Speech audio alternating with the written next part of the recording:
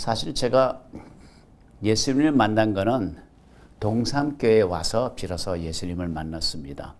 제가 크리스천 스쿨을 다녔고 친구들도 예수 믿는 친구들이 많이 있고 꼬치 친구도 먼저 하늘나라 갔지만 그 친구 때문에 상당히 도전을 많이 받고 어떤 의미에서는 그 친구로 인해 가지고 제 성격도 많이 변했다고 할 수 있을 정도로 그렇게 영향을 끼친 친구가 크리스천이에요.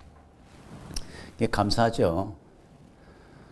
그런데 서울에서 이제 학교를 하면서 그 당시에는 처음으로 이제 대기업이나 이런 데서 공채를 할 시기였습니다.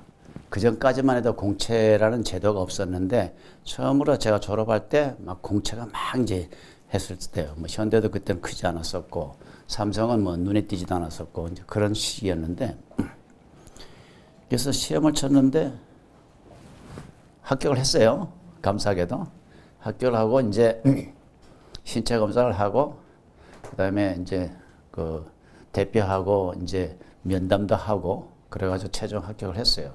근데 소식이 일주일이 지나도 소식이 안 나는 거야. 분명 합격했는데 소식이 안 오는 거야. 그래서 답답한 사람이 샘파잖아요. 그래서 이제 전화를 했더니 그거 왜 알려주면 좋은데 전화를 하니까 신체 검사에 결격 사유가 생겨서 합격이 취소가 됐다는 거야. 그 완전히 뭐 이제 갈 데 없잖아요. 이제 어디 가요? 갈 데 없잖아요.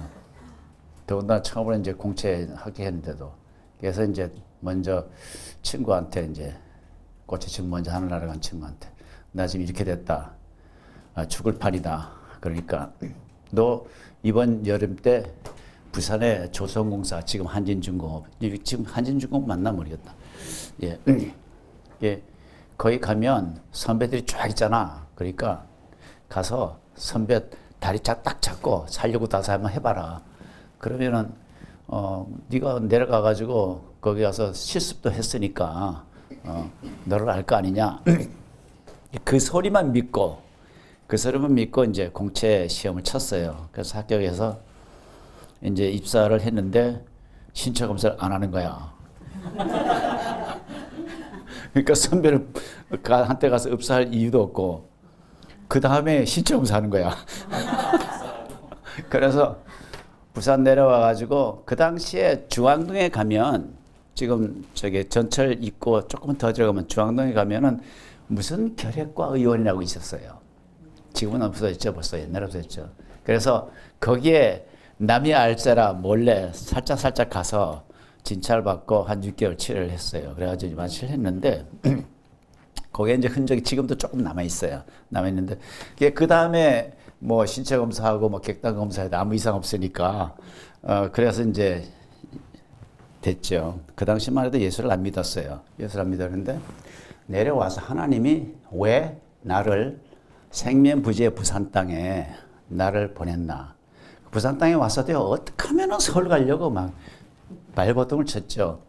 김신일 권사가 도장 찍어줘서 서울 올라갔거든. 그 당시만 해도. 죽어도 안 된다 그러다가. 이제 부산에 왜 왔나 생각하니까 첫째, 예수님을 만나게 하기 위해서 저를 부산 땅에 보냈고, 둘째, 그 다음에 사람 사는 데서 가장 큰 행복이 배우자를 잘 만나는 거잖아요. 가정을 이루는 거잖아요. 그리스도 가정을, 그러니까 모태신앙의 여자를 만나게 해서 가정을 이루게 한 거, 이거보다 큰 복이 어디 있습니까?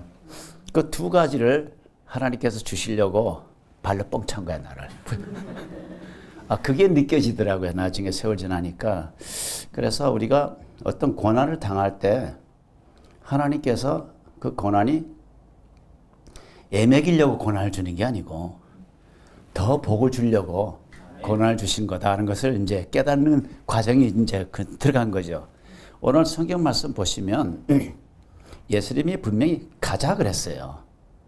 그리고 예수님이 가자 그러고 그냥 보낸 게 아니라 예수님이 같이 탔어요. 제자들은 그다음 다른 배들도 따라왔단 말이에요. 그러니까 제자들은 풍랑을 만날 이유가 없잖아. 제자님 예수님하고 같이 있지. 그 다음에 예수님이 가자 그래서 같이 갔는데 이거 완전히 예수님 말씀 들었다가 덩텅이를 쓴 거죠. 죽게 된 거죠. 그러니까 난리를 치니까 또 예수님 또 얄밉게도 잠자고 계시네, 그냥. 얼마나 얄미워, 그죠?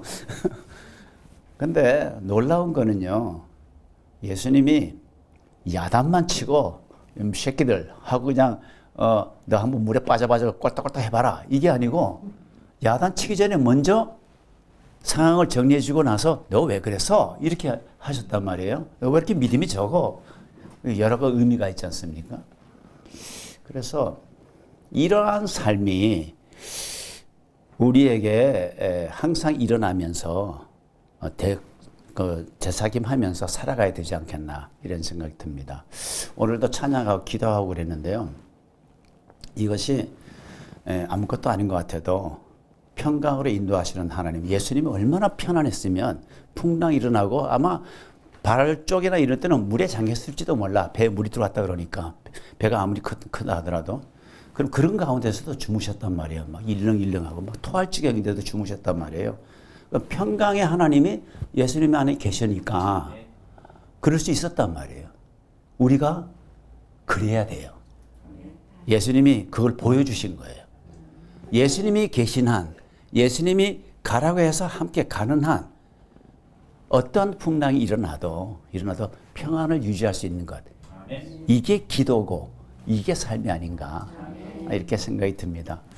그래서 제가 돌아보면 여러 가지 일이 많이 있었어요. 이제 김신혜 권사가 서울 가도 좋다. 그래서 이제 서울을 갔거든요. 아직 결혼하기 전에. 그때부터 꼭 잡혔어. 6살이나 차이가 나서 그냥 여청년이었지 뭐 연애 대상, 결혼 대상으로는 전혀 생각을 안 했어요. 근데 어느 날 갑자기 여자로 보이더라고 이렇게. 그래서 데이트 신청은 제가 먼저 했죠. 그래가지고 당신은 알지. 하여튼 뭐 당신은 인지 모르겠는데 나한테 안 오면 갈 데가 없겠다. 그러니까 나하고 같이 살자. 그건 제가 먼저 고백했고요. 하나님이 그렇게 나는 부산은 실패자의 마음으로 내려왔고 대안이 없어서 막다른 골목으로 부산에 내려왔지만 그것이 하나님이 나를 축복의 통로로 삼아주시기 위해서 하신 것이 얼마나 감사한지 모르겠고요. 그 다음에 이제 살아가면서 여러 가지 일이 많이 생겼죠. 많이 생겼는데 최근에 한 7, 8년 전에 그동안 많이 있었지만 최근 7, 8년 전에 어떤 일이 있었냐면 신체 검사를 그러니까 이제 1년마다 한 번씩 이렇게 하나 생명에서 해주는 게 있어요. 부부간에 이렇게 해주는 게 있는데 일반 검사에서는 안 나오는 이제 수치들이 나오는데 피 검사를 할 때 이제 남자들은 이제 전립선 수치가 나와요. 그거를 이게 4가 넘으면 암이라 그러대. 4가 넘으면 0이 나오는 게 제일 좋고. 그래서 1, 2, 3, 4 이 수치가 중요한 게 아니라 얼마나 빨리 변하느냐가 굉장히 중요하대요. 근데 이게 4가 넘었는데도 내 전립선이 뭔지도 몰랐으니까. 그래서 의사를 찾아가라 어쩌라 막 했는데도 그냥 벌러 넘어졌어요. 두 번째 하니까 이게 7이 넘었어. 근데도 그냥 지나갔어요.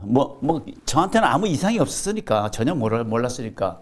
그 다음에 3년째 되는데 10일이 넘었어. 근데 그때도 몰랐지. 그래가지고, 해동병원에 제가 이제 무릎이 안 좋으니까, 이제 해동병 가가지고 이제 그 의사한테 이런저런 얘기하면서, 이게 지금 신체 검사한데 이렇다, 이게 뭔지 모르겠다. 그러니까, 놀래가지고 빨리 가버려. 그래서 비뇨기과를 갔죠. 비뇨기과를 가니까 초음파 검사하고 이러더라고. 그러더니 이제 이거 피부 검사하고 저한테 뭐라고 하냐면 자기는 잘 모르겠대. 그러니까 잘 모르겠으니까 빨리 큰 병원에 가보십시오. 이러는 거야. 잘 모르겠다. 자기가 이제 섣불리 얘기를 못하는 거야 나한테 지금. 그래가지고 병원 갔죠. 갔더니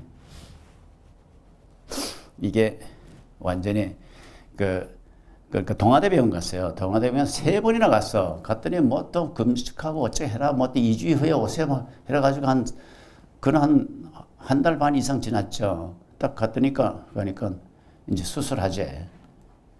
이제 수술해야 된대. 암이라고. 그래가지고, 이게 진짜 환장하겠더라고요. 난 이제 죽었구나. 그래서 이제 우리 이서진 목사님한테 이러쿵저러쿵 얘기를 했어. 이제 마침 차 마시러 오셔가지고 우리 목사님도 오셔가. 그랬더니 그거 같으면은 내가 전문가니까, 내가 전문가를 잘 알고 있으니까 그분한테 가면은 수술도 안 하고 제대로 하는 분이 있다고. 그래서 서면을 알려줘요. 그래서 그분 가니까 연세대하고 연결이 돼 있더라고. 그래서 연세대 가보시라고.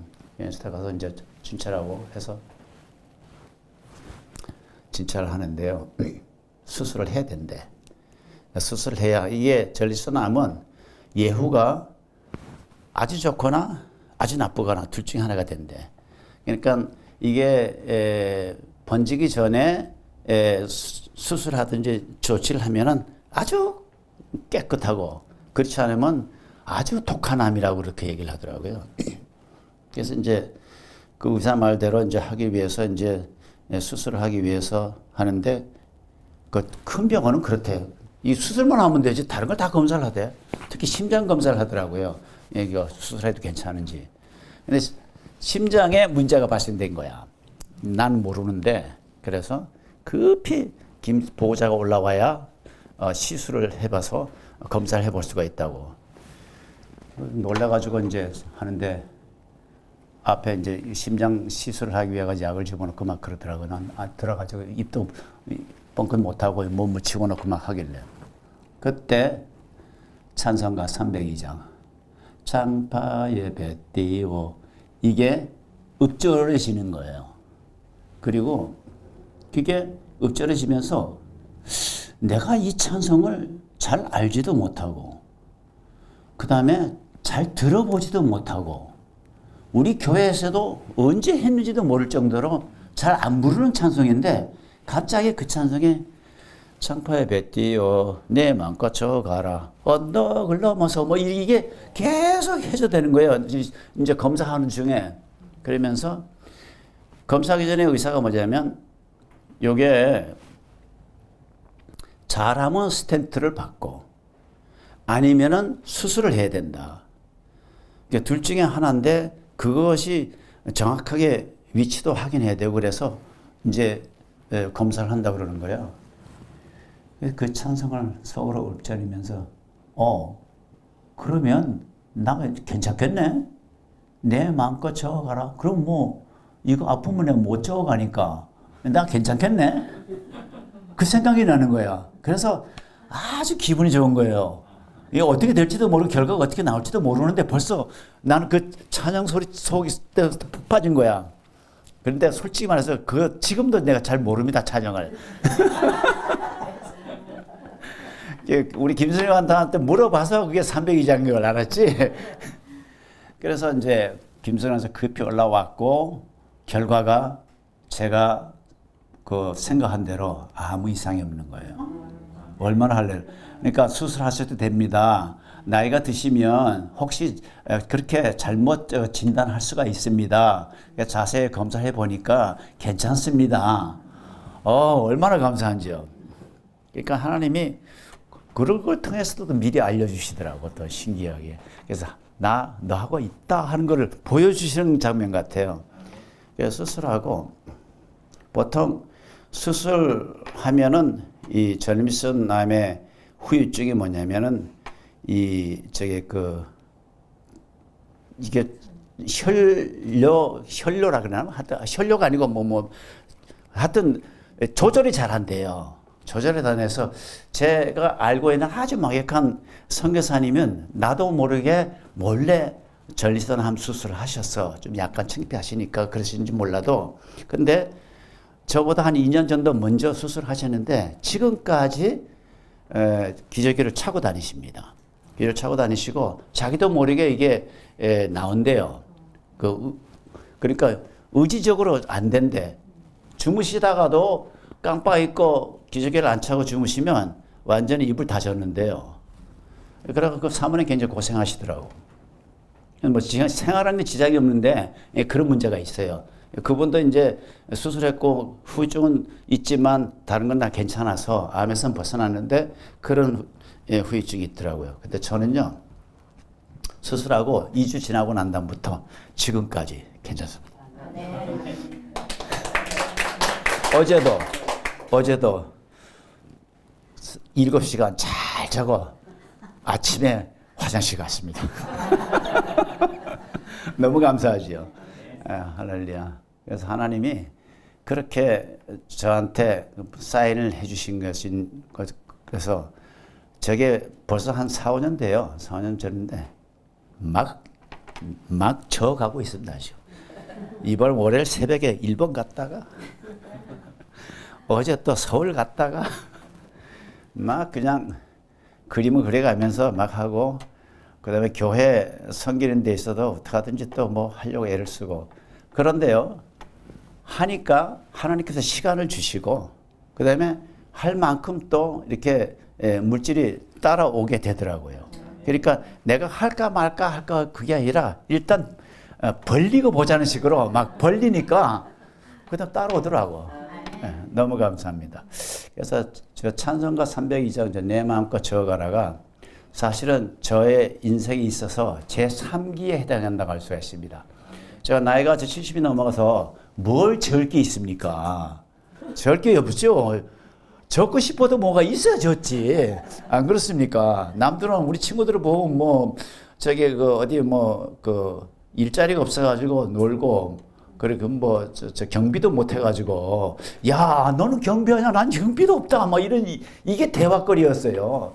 근데 하나님께서 직장을 주시고 또 아이들 주시고 우리 직장에 우리 그 직원들이 아주 좀 내가 없어도 잘하고 너무 감사하고 이런 것들이 하나님께서 나이와 상관없이 일하게 하시는 그 하나님 나를 통해서 하나님 여기 있다 하시는 하나님을 날마다 체험해만 살아면 좋겠다 하는 생각을 갖고 있고요. 오늘 말씀처럼 저 말씀처럼 예수님이 가라 하신 곳에 예수님이 함께 하시고 그게 풍랑이 일어난들 무엇이 걱정이냐. 그러니까 예수님께서 잘했다 칭찬받는 그런 사람이 되어야 되겠다. 비록 야단 맞을지언정 먼저 해결하시는 하나님을 바라볼 수 있게 하신 것. 너무 감사하고요. 그래서 노년의 삶, 저는 이제 노년의 삶이라고 당당하게 얘기하는데 노년의 삶 하나님이 부르시는 그날까지 마음껏 저어가는 그런 변장로 운영위원장이 되도록 노력하겠습니다. 네, 감사합니다.